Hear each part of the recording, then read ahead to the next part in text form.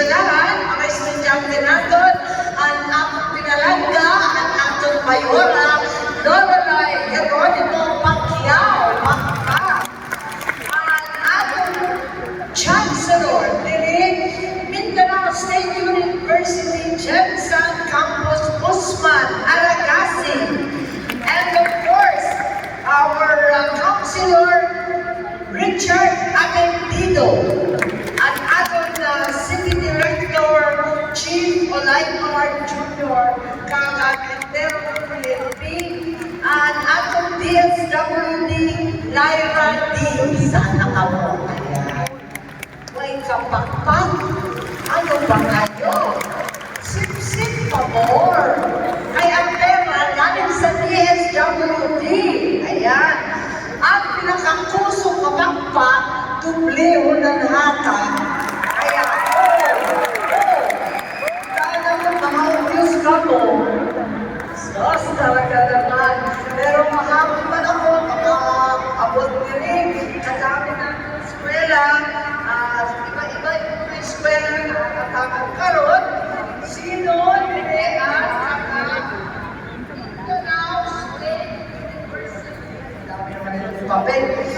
Mindanao State University, Jensen High School. Why? Alam, Jensen City High School. Pinitihapon, Kalumpang National High. Baka second batch. Labangal National High School. Kaya nasa kamo, kinahibalong kamo, ngayon no first batch lang. Hindi rin kasya. Hindi na process ang tanan. 5,000. Upat na estudyante. Okay, ito Mindanao State University College, Jensen. Why? Ayan. Holy Trinity College. Wala. Notre Dame Las Llanas. Alin school ito? Golden State College. Okay. Ramon Magsaysay Memorial College. Why? Doktor. Okay. Ayan. Okay. Mali-mali naman yung mga eskwela. Iba ito. Okay. Pero, tinuon ng mga estudyante ka mo. Yan, sigurado. Sino dito, first year pa lang? Wala. May lang. Second year. Ayun. Third year. Fourth year. Ayan, mag-graduate na. So, talaga kinahanglan na ang atong kamay mahuli. At sana makatulong ito kahit papano sa ating mga estudyante. Kinabibalutan na talagang lisod kaayo at daghan ang gastos ng atong parents karon. Sinasabi lagi, libre ang edukasyon.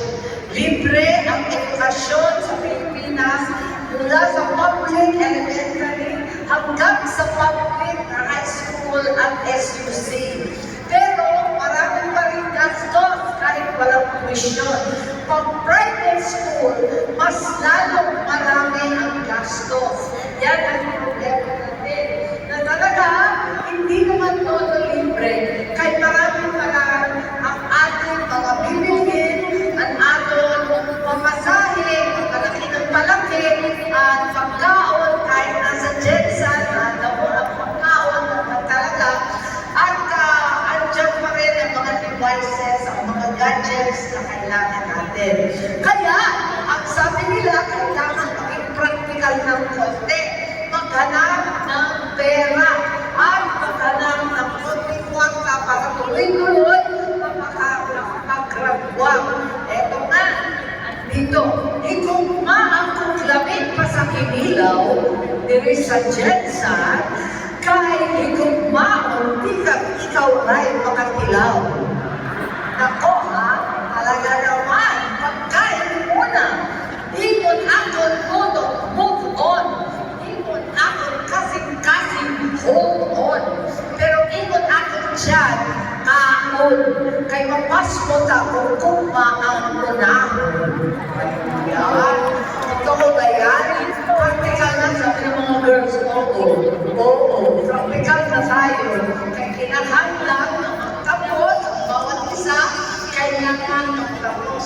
Simple man na atong harap ang bawat isa sa inyo, tapos hanggang sa high school, hanggang sa college, tapos makahanap ng trabaho, maayos, at tulungan, tabang-tabang sa pamilya, buligan ang aking pamilya. Yan lang naman talaga ang aking ambisyon na makatulong man ang eskwela, anumang kurso, makatulong sa pamilya natin. Dahil talaga, lison tayo, kinabuhin karon, kinahanglang, tulong, tabang-tabang talaga.